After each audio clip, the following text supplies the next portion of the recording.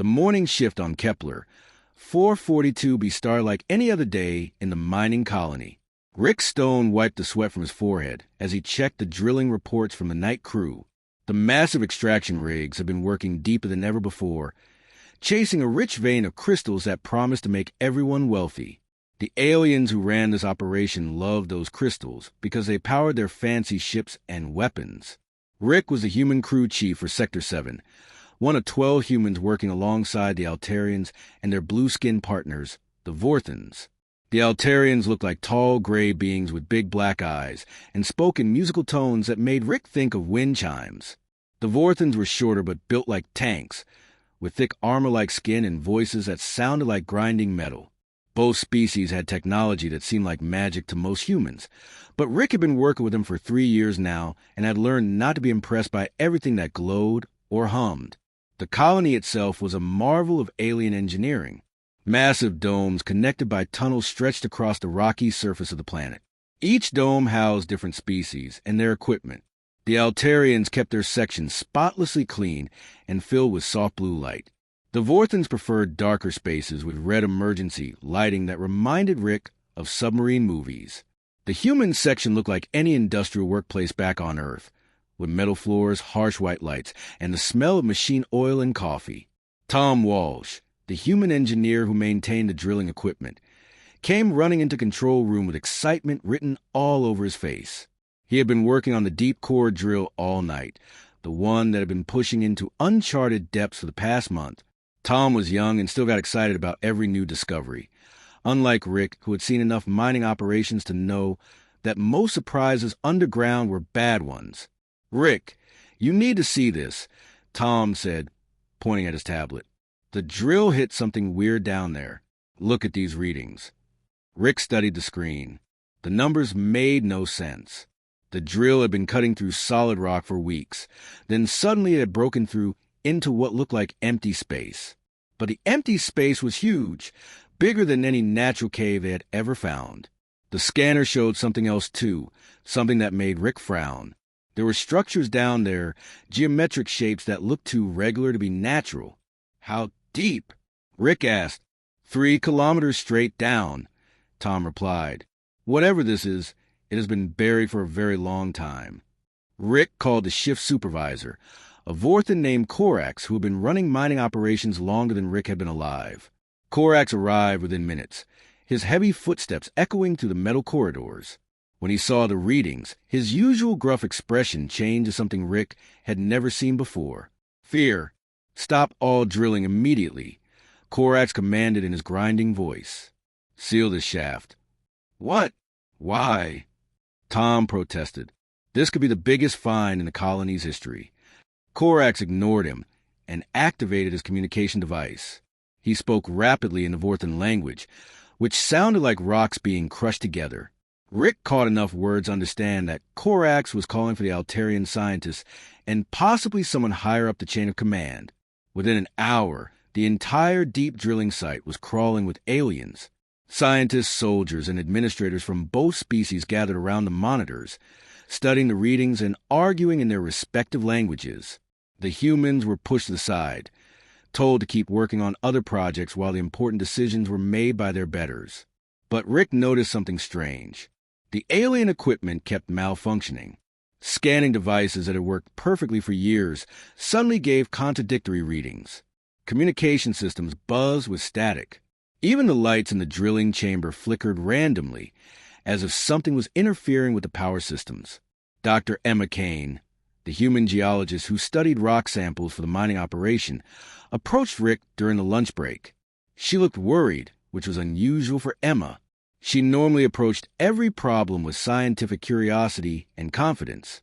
"Rick, I have been studying the geological surveys from that depth," she said quietly. "The rock layers down there are old. I mean really old. We are talking about formations that predate most known civilizations in this part of the galaxy." "So what does that mean?" Rick asked. "It means that whatever built those structures has been down there for millions of years, possibly longer. And if it has been sealed away for that long, there might be a good reason for it." Before Rick could respond, alarms began blaring throughout the facility. The emergency lights bathed everything in red, and the automated voice system began announcing in 3 languages that all personnel should report to their emergency stations.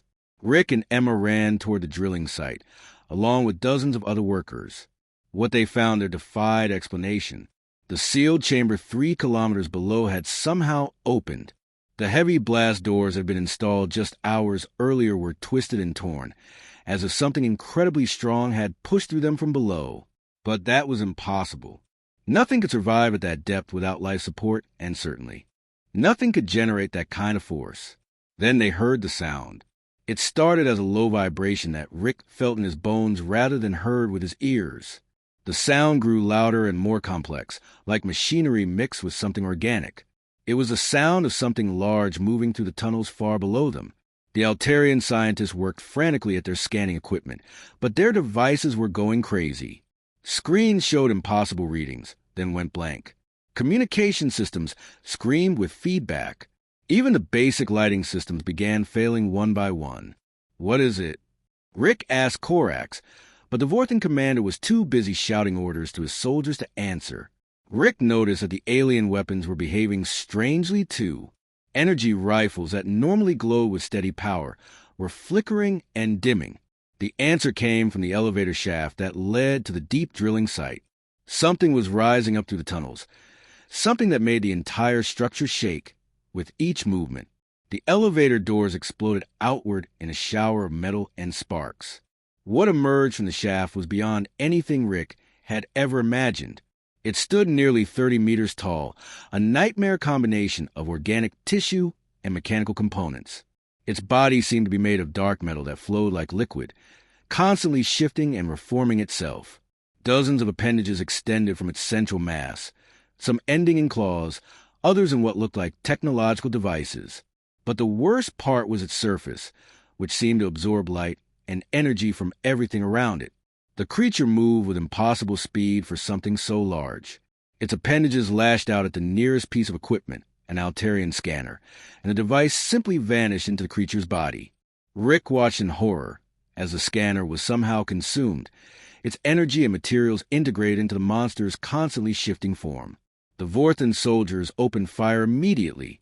Their energy weapons fired streams of superheated plasma that should have melted through any known material. Instead, the energy beams were absorbed by the creature's surface, making it glow brighter and move faster. Each shot seemed to make it stronger rather than weaker. Korax screamed order for his soldiers to fall back, but the creature was already moving toward them. One of its appendages touched the Vorthan warrior, and the soldier's armor began dissolving. The warrior screamed as acid ate through his protective gear, but the sound was cut short as another appendage wrapped around him and pulled him into the creature's body. The Altarians fared no better. Their advanced shields and energy barriers were useless against something that seemed to feed on energy itself. Rick watched as their beautiful technology was consumed or destroyed, leaving the aliens helpless against this ancient horror. Emergency sirens wailed as the evacuation order was given. The alien command staff made their decision quickly and without consultation. All non-essential personnel were to evacuate immediately to the ships in orbit. The colony was to be abandoned. Rick found himself swept along in the tide of fleeing aliens, pushed toward the evacuation shuttles by crowds of panicked workers. But as he reached the launch bay, he realized that the shuttles were already full. The aliens had loaded their own people first, their equipment second, and there was no room left for humans. "Wait!" Rick shouted to an Altarian shuttle pilot. "What about us?" The pilot looked at Rick with those large black eyes, and for a moment Rick saw something like regret there. Then the shuttle doors closed and the craft lifted off, leaving Rick and dozens of other humans standing in the empty launch bay. Through the observation windows, Rick could see more shuttles launching, carrying the aliens to safety in orbit. Within an hour, every alien ship had departed, leaving the human workers stranded on a planet with a monster that seemed to grow stronger with every piece of technology it consumed. Rick gathered the remaining humans in the main cafeteria. There were about 200 of them, miners and engineers, security guards and their families. They had been abandoned by their alien employers, left to face an enemy that had effortlessly destroyed the most advanced weapons in the galaxy. Outside, the creature continued its rampage through the colony, consuming everything in its path. The humans could hear the sound of metal being torn apart and the crash of collapsing structures. But they were alive, and Rick was determined to keep them that way. "Well," he said to the frightened faces around him, "I guess it is up to us now." Lisa Cross took charge of the situation because someone had to, and she was the highest-ranking security officer left behind. She had been running security for the human workers for 2 years and knew every tunnel and corridor in their section of the colony. The aliens had abandoned them with nothing but the clothes on their backs and whatever supplies were already in the human quarters. The creature was still moving through the alien sections of the colony, and they could hear the sounds of destruction echoing through the connecting tunnels. Metal screamed as it was torn apart, and strange humming noises filled the air whenever the monster absorbed another piece of technology. Lisa ordered everyone to stay away from the main corridors that led to the Altarian and Vorthan areas. "We need to figure out what we are dealing with," Lisa announced to the group gathered in the cafeteria. "And we need to do it fast before that thing decides to come looking for us." Tom Walsh was already working on that problem. He had managed to save his tablet computer from the evacuation chaos and was studying every bit of data he could find about the creature. The readings from before the attack were still stored in the mining computers, and Tom was a good enough engineer to understand what they meant. "This thing is not natural," Tom told Lisa and the other humans who had gathered around him. "Look at these energy readings. Every time it touched one of the alien weapons, the power level spiked. It was not just immune to their attacks. It was feeding on them." Jake Rivers, one of the senior miners, spat on the floor in disgust. Jake had been working in mines since he was 16 and had no patience for complicated explanations. So their fancy guns made it stronger. "What about regular guns? We got any of those left?" Lisa nodded toward the security office. "We have about 20 pistols and maybe 1,000 rounds of ammunition. Standard gunpowder cartridges, nothing fancy. But I doubt regular bullets will do much against something that big." "Maybe," said Dr. Emma Kane, who had been quiet since the evacuation. "But think about what Tom just said. The creature feeds on energy weapons and absorbs advanced technology. What if it has never encountered something as primitive as gunpowder?" Pete Miller, the youngest engineer on the crew, looked up from the tablet he was sharing with Tom. "That actually makes sense. If this thing has been locked up for millions of years, it would have evolved to fight whatever was around back then. Ancient civilizations with advanced technology, just like the aliens today." Emma started pacing around the cafeteria, her scientific mind working through the possibilities. Every species in the galaxy has energy weapons and advanced materials. When was the last time anyone used simple chemical explosives or metal projectiles? The aliens probably have not seen anything like that for thousands of years. Lisa was beginning to see where this was going. "So you are saying this monster might not know how to defend against primitive weapons because it has never had to?" "It is possible," Emma replied. "Evolution is about adaptation to environment. If every enemy this creature has faced for millions of years used energy weapons, then its defenses would be built around absorbing and redirecting energy. Basic kinetic weapons might be completely outside its experience." The conversation was interrupted by a massive crash from somewhere in the colony. The lights flickered, and the floor shook beneath their feet. Through the cafeteria windows, they could see fires burning in the distance where the creature was continuing its rampage through the abandoned alien sections. Rick Stone had been listening to discussion while keeping watch at the windows. "Well, there's only one way to find out if you are right. But we are going to need more than pistols if we want to test this theory." Tom grinned for the first time since the crisis began. "Actually, we might have exactly what we need. This is a mining colony, remember? We have got tons of explosives in the storage bunkers. Not fancy alien stuff, just good old-fashioned chemical explosives designed to blast through rock. And we have got all the mining equipment too," added Jake. "Drill bits, cutting tools, hydraulic jacks, everything we need to dig and build. None of it uses alien technology because the aliens always thought our methods were too primitive." Lisa felt a spark of hope for the first time since the evacuation. "What kind of explosives are we talking about?" Tom consulted his tablet again. "Dynamite, mostly. Lots of it. Plus blasting caps, fuses, and all the accessories. The aliens let us handle the explosives because they said their energy weapons were too precise for crude mining work. Crude mining work, Rick repeated with a bitter laugh. Looks like crude might be exactly what we need right now. Emma had moved to one of the computers that was still connected to the colony's database. Most of the alien systems were down, but the human mining records were stored on simpler servers that the creature had not yet reached. I am looking at the geological surveys from the past few months. There are some interesting patterns here. What kind of patterns? Lisa asked.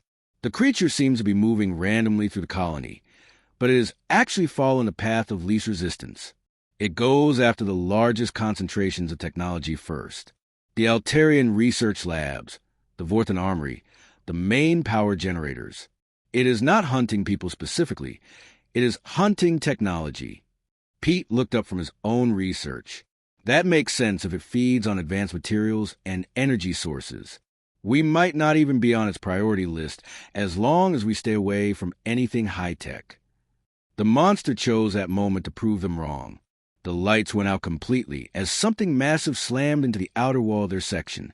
Emergency power kicked in a few seconds later, bathing everything in red light, but they could hear the creature moving around outside their building.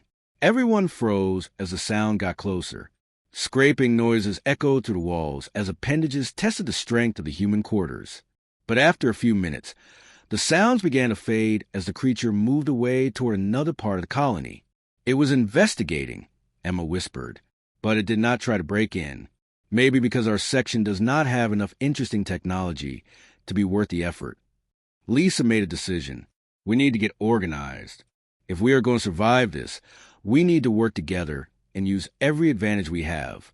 Tom, I want you and Pete to make a list of every piece of equipment we can use as a weapon. Jake, take some of the miners and figure out how to get to the explosive storage without running into that thing. What about the rest of us? Asked Mary Johnson, one of the cafeteria workers who had 3 children hiding in the residential quarters.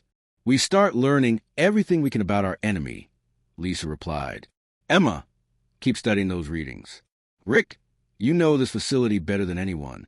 Find us some safe routes through the colony and identify places where we can make a stand if we have to. Over the next several hours, the humans worked with quiet efficiency. The creature continued its rampage through the alien sections, and occasionally they would hear the crash of collapsing buildings or the screech of metal being torn apart. But it seemed to be ignoring their section for now. Tom and Pete returned with encouraging news.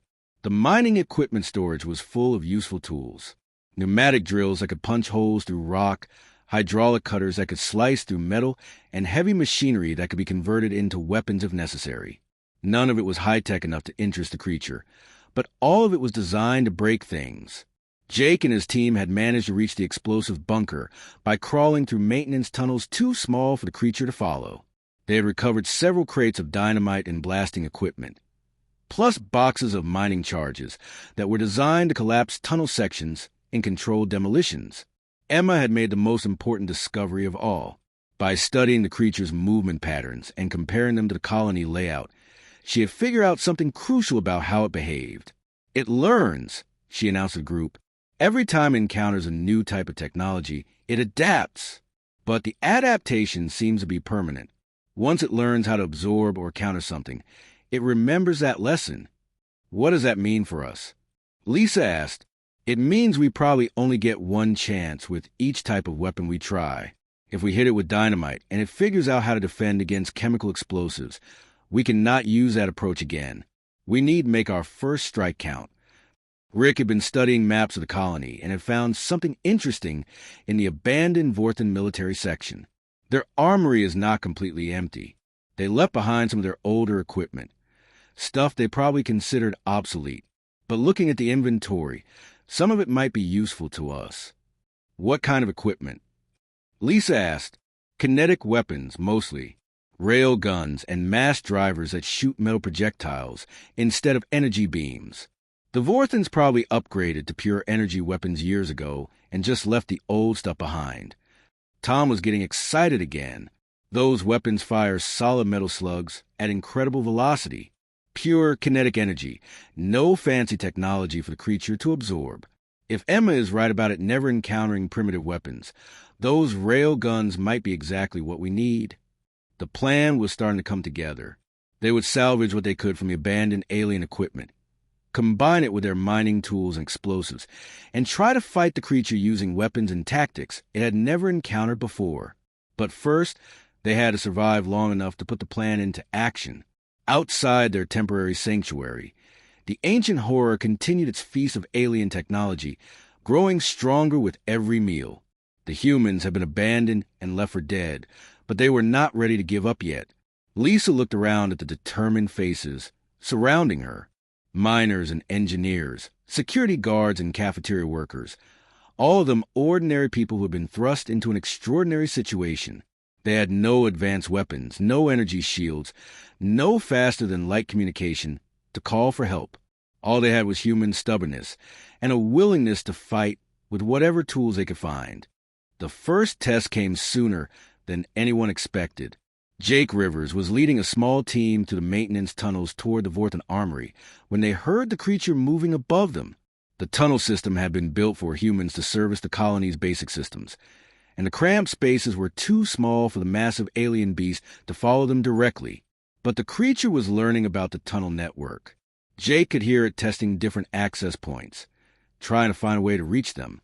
Metal groaned and concrete cracked as powerful appendages probed the tunnel entrances. The humans crawled faster through the narrow passages, dragging their salvage equipment behind them. They reached the armory just as the creature broke through one of the main access shafts behind them. Jake and his team quickly gathered everything they could carry from the abandoned Vorthan weapon storage. Most of the energy weapons were gone, but there were crates of kinetic ammunition and 3 old rail rifles that the Vorthans had left behind as obsolete. The rail rifles were heavy and crude compared to modern energy weapons, but they fired solid metal slugs at tremendous velocity. Jake had never used one before, but the basic operation was simple enough. Point the weapon, pull the trigger, and hope the target stopped moving. The team made it back to the human section, just as the creature found their tunnel route. They could hear it tearing through the maintenance shafts, following their trail. Lisa Cross made the decision to test their theory about primitive weapons immediately rather than wait for a better opportunity. "Everyone back to the residential area," Lisa ordered. "Jake, Tom, Rick, you are with me.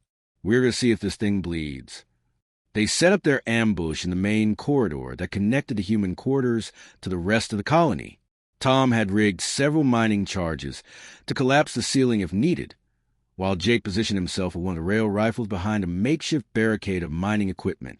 Rick and Lisa carried the 2 remaining kinetic weapons, along with every conventional firearm they could find.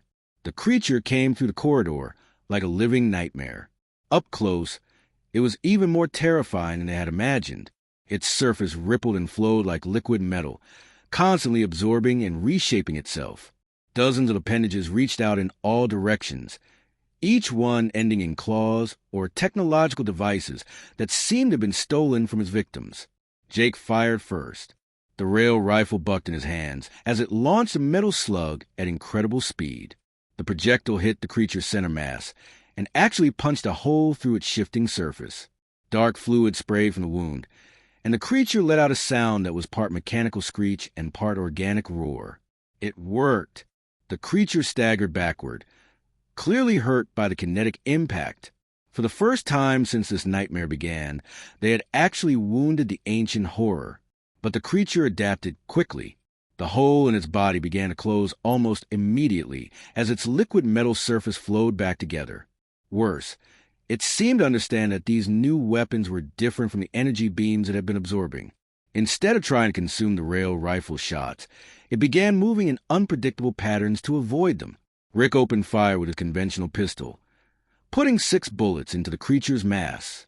Each bullet punched small holes in its surface, but the wounds healed even faster than the rail rifle damage had. The creature was learning to deal with kinetic weapons, just as Emma had predicted. "Fall back!" Lisa shouted as the creature surged toward them. "Tom, blow the charges." The mining explosives detonated with a tremendous roar, bringing down a section of ceiling directly on top of the creature.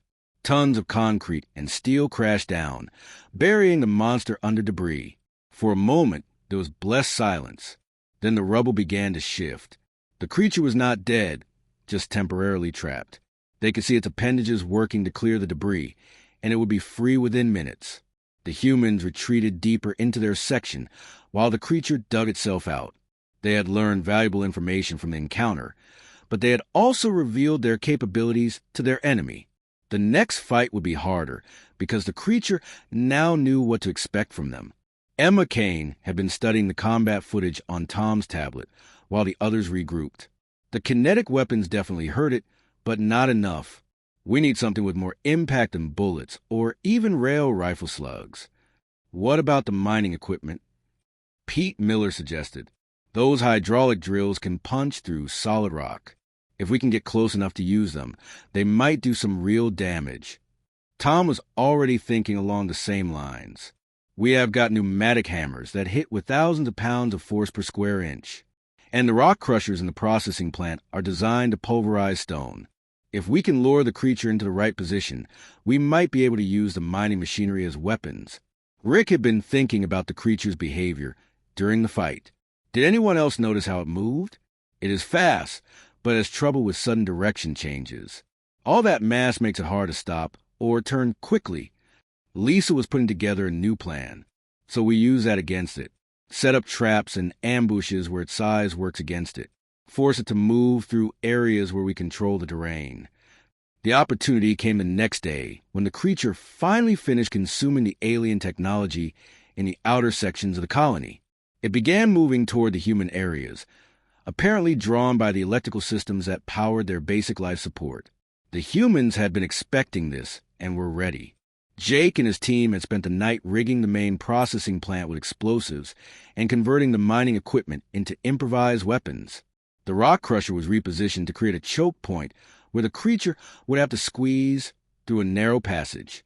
Hydraulic drills were mounted on pivoting arms that could swing down from the ceiling. The entire plan had been turned into a death trap.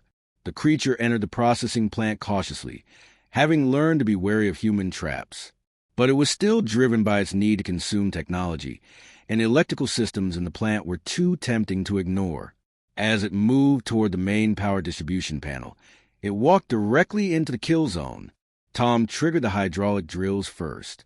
The massive pneumatic hammers swung down from their ceiling mounts, striking the creature with tremendous force. Each impact drove the drilling bits deep into its liquid metal surface, creating wounds that actually seemed to damage its internal structure. The creature roared and lashed out with its appendages, tearing the drill mounts apart. But the damage was already done. Dark fluid poured from multiple wounds, and for the first time the creature seemed to have trouble healing itself quickly. Jake opened fire with the remaining rail rifles, while Rick and Pete attacked from the flanks with mining charges. The explosions threw the creature off balance, driving it toward the rock crusher that waited at the far end of the chamber. The creature saw the trap at the last moment and tried to change direction, but its massive bulk worked against it. It slammed into the crushing mechanism with tremendous force, and the machinery activated automatically in response to the impact. The rock crusher was designed to pulverize stone into gravel, and it attacked the creature with the same mechanical efficiency. Massive steel jaws closed around portions of the creature's body, while grinding wheels toward its surface. The machine was too simple and primitive for the creature to absorb or subvert, and it did not rely on any advanced technology that could be turned against its operators. For several minutes, the creature fought against the crusher machinery, while the humans continued their attack from all sides. Mining charges exploded against its flanks, while rail rifle slugs punched holes in its surface. Hydraulic cutters sliced through its appendages, and pneumatic hammers drove steel spikes deep into its core. But the creature was adapting even as it fought. Its liquid metal surface began to harden in response to kinetic impacts, and it learned to withdraw damaged appendages before they could be completely severed. The rock crusher was doing significant damage, but the creature was slowly working its way free. Lisa made the hard decision to retreat while they still could. Everyone out. It is learning too fast. The humans fled to the back exits of the processing plant as the creature finally broke free from the crusher.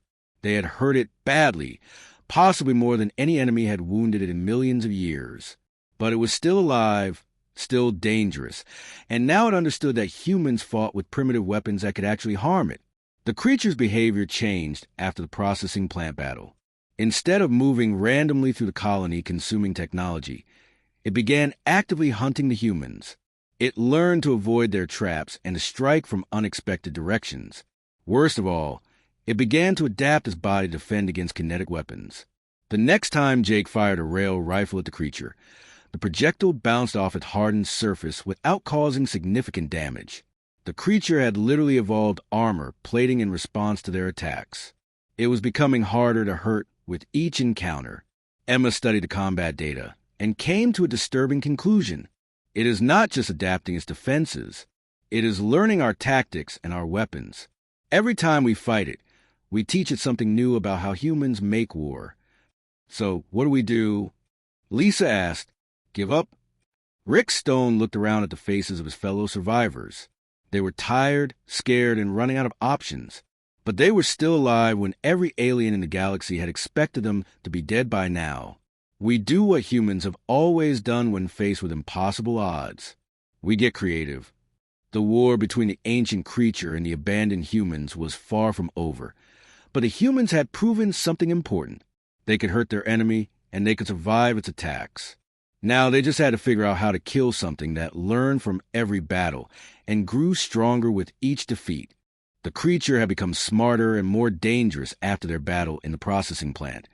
But Rick Stone refused to let despair take hold of his people. The humans have been fighting a guerrilla war for 3 days now, using hit-and-run tactics to stay alive while a monster hunted them through the colony's tunnels and corridors. Lisa Cross had divided their remaining fighters into small teams that could move quickly through the maintenance areas and strike at the creature from multiple directions. They had learned to use the colony's own structure against their enemy, collapsing tunnels and sealing passages to control where the beast could go. The creature had adapted to their kinetic weapons by growing thicker armor, but Tom Walsh had discovered something important about how that armor worked. It can harden its surface to stop bullets and railgun slugs. He explained to a group during one of their planning sessions. But when it does that, it becomes less flexible. It cannot move as fast or change direction as quickly. Emma Kane had been studying the creature's behavior patterns and had noticed something else. It needs time to adapt. Each time we hit it with something new, there's a delay before it develops a defense. If we can hit it with multiple different attacks in quick succession, we might be able to overwhelm its adaptive capabilities. Jake Rivers had been thinking about the mining equipment they had not yet used. We have got shaped charges designed to cut through rock in specific directions, and there are thermal lances that burn at over 3,000 degrees. The creature has not seen those yet. Pete Miller looked up from the tablet, where he had been sketching diagrams.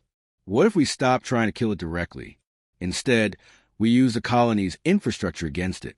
The mining shaft go down for kilometers. If we could somehow get the creature to fall into one of the deep pits, the impact might be enough to finish it. Rick liked that idea, but there was a problem. How do we get something that's smart to fall into a hole? It has learned to be careful about our traps. The answer came from an unexpected source.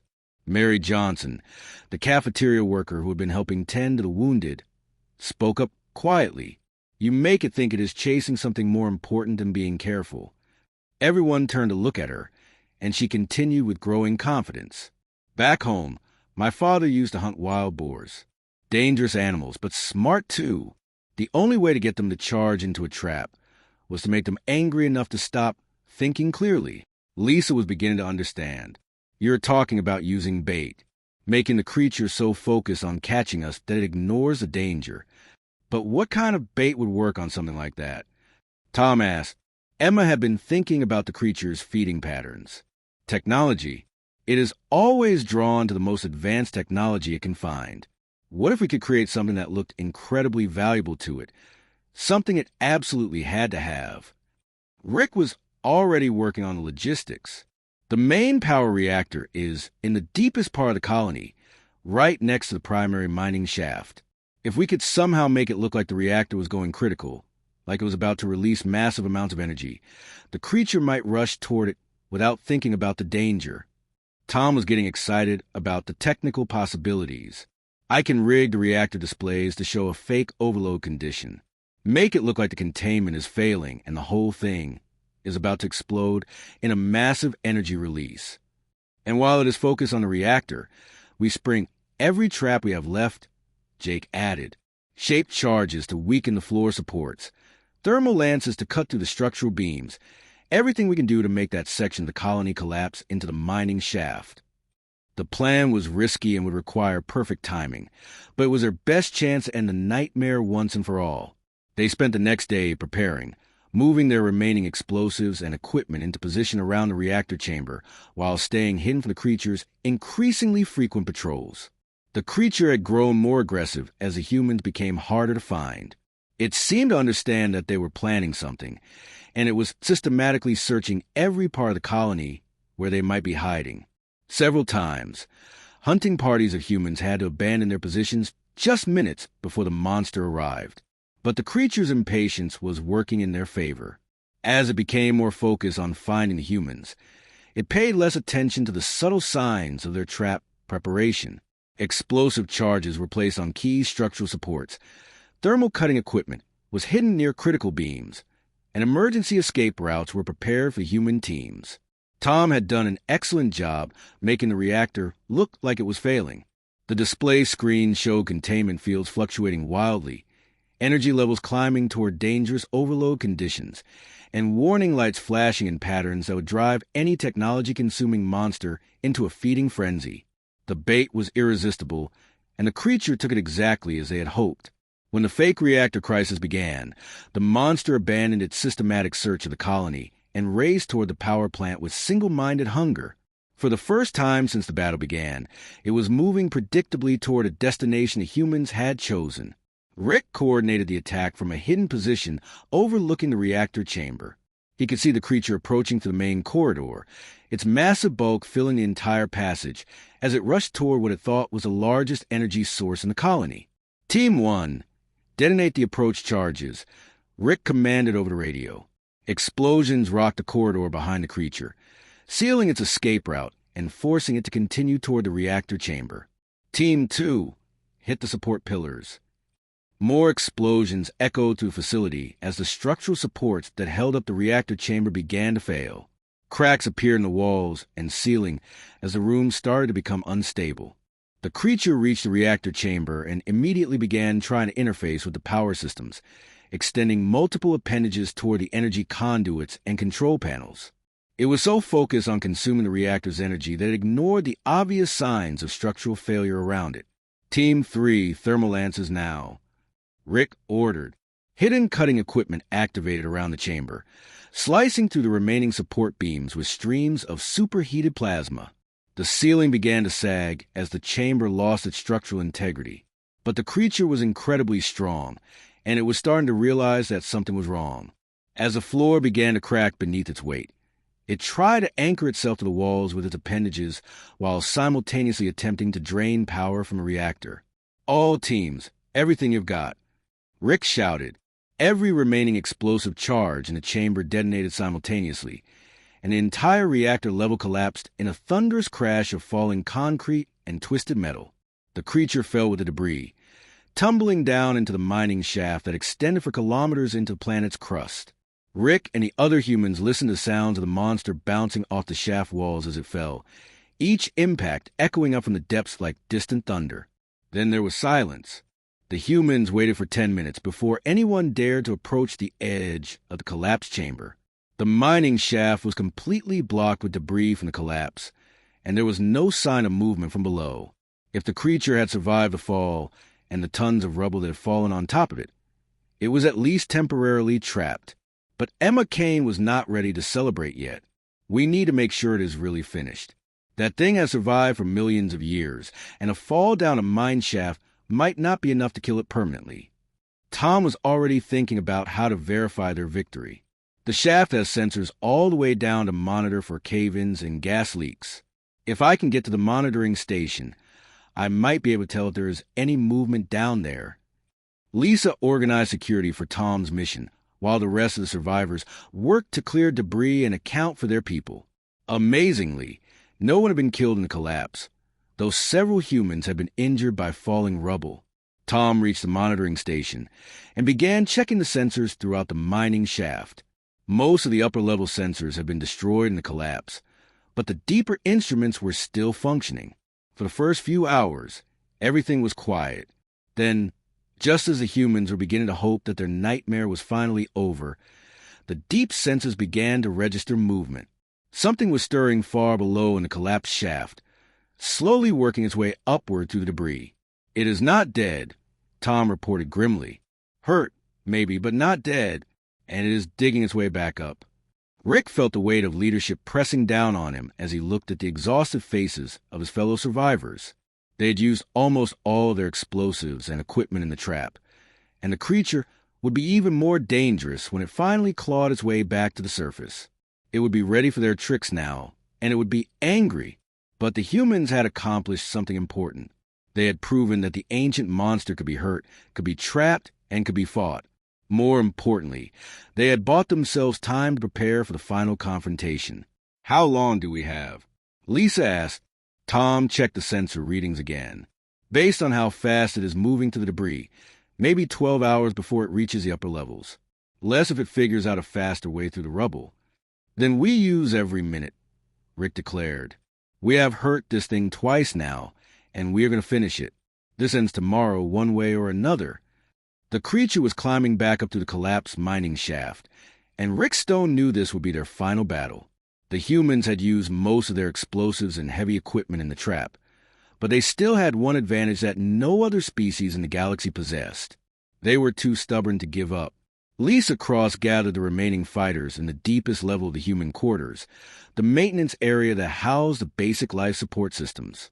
The creature would have to come through this section to reach the surface, and the humans would make their last stand here among the pipes and pumps that kept them alive.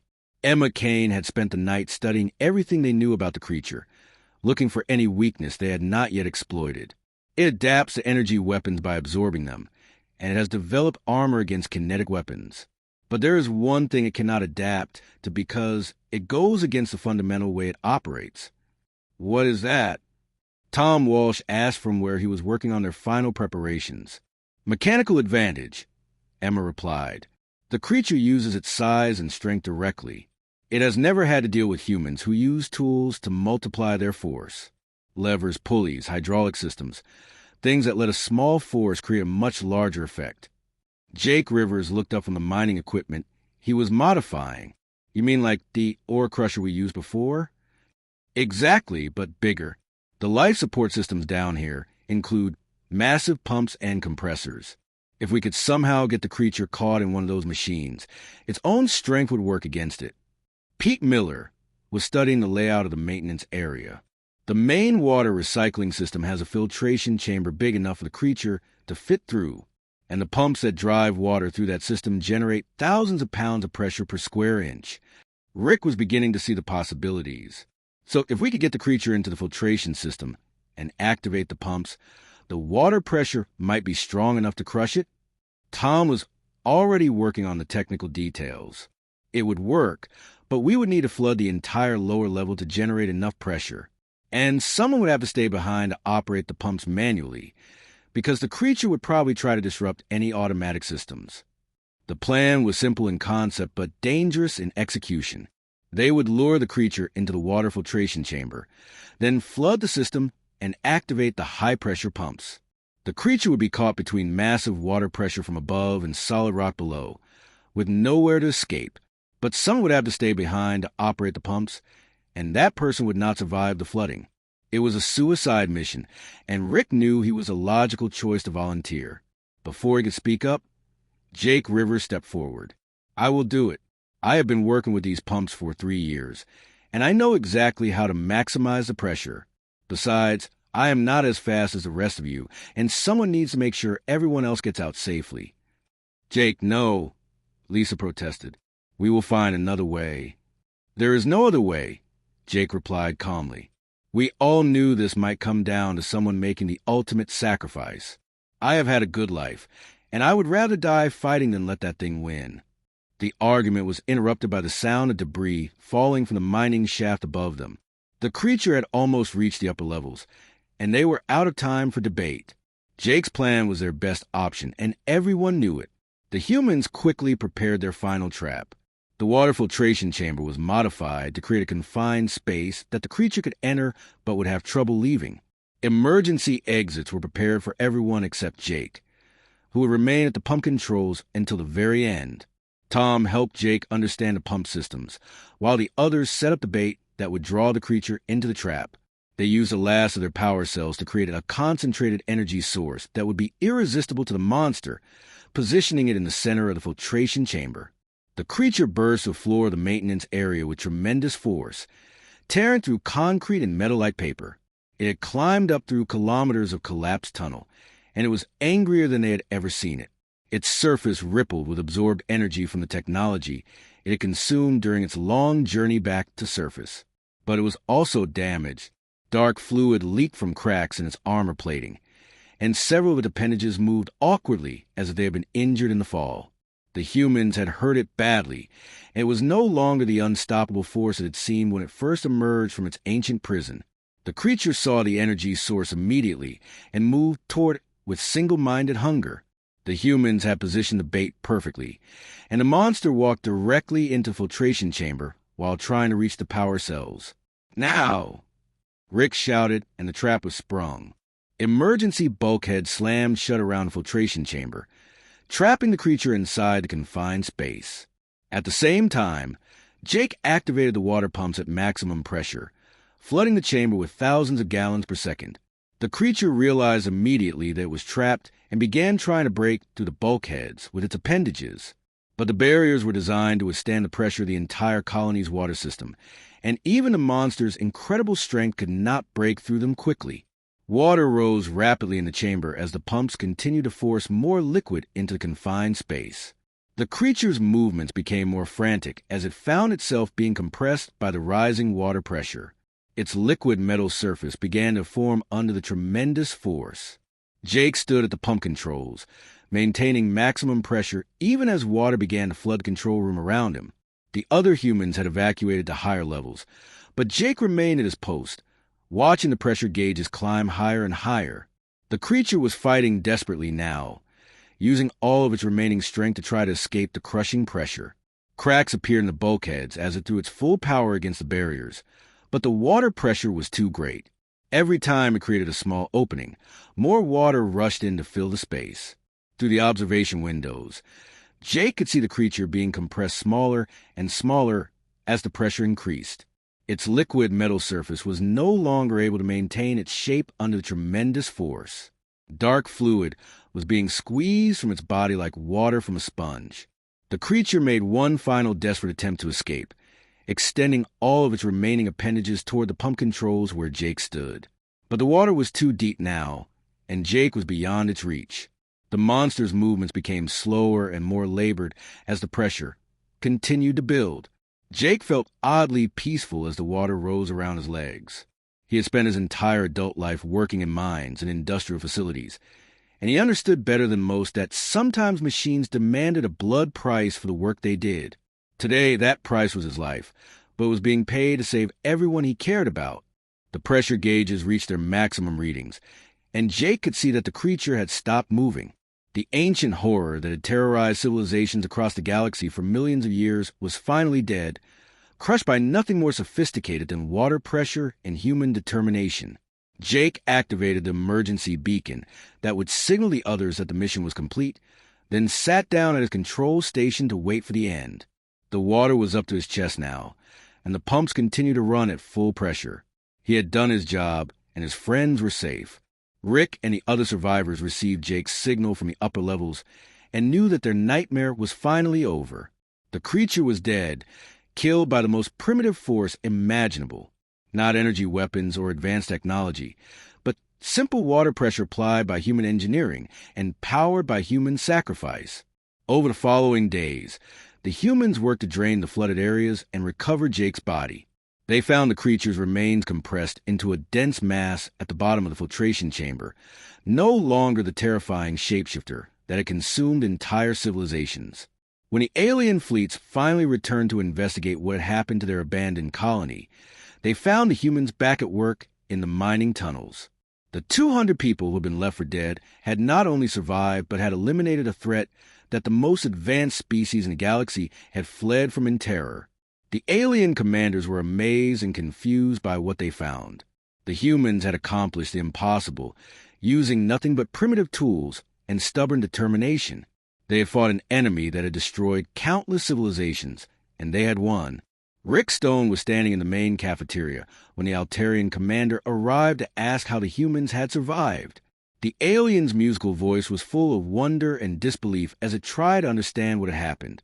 "Your weapons could not harm it," Rick explained simply. "So we used ours." "But your weapons are so primitive," the Altarian replied. "How could they succeed where our advanced technology failed?" Rick looked out the window at the mining operations where his people were already back to work, extracting valuable crystals from the planet's depths. "Maybe that was the point. Your technology was so advanced that the creature could turn against you. Our technology was too simple for it to understand or counter." The Altarians seemed to consider this for a long moment. "Are you saying that primitiveness can be an advantage?" "I am saying that humans do not give up," Rick replied. "We use whatever works, whether it is advanced or primitive. And when nothing works, we figure out something new." The story of humans who refused to die spread quickly through the galaxy, carried by the alien merchants and diplomats who visited the mining colony. Soon, every civilization had heard about the species that was too stubborn to be killed and too primitive to be stopped. The humans had earned their place in the galaxy not through advanced technology or superior firepower, but through the simple refusal to accept defeat. They had proven that sometimes the best answer to an impossible problem was to ignore the rules and find a solution that worked. And in the deep minds of Kepler, 442b, they continued their work, extracting wealth from the planet's depths and remembering the friend who had given his life to save them all.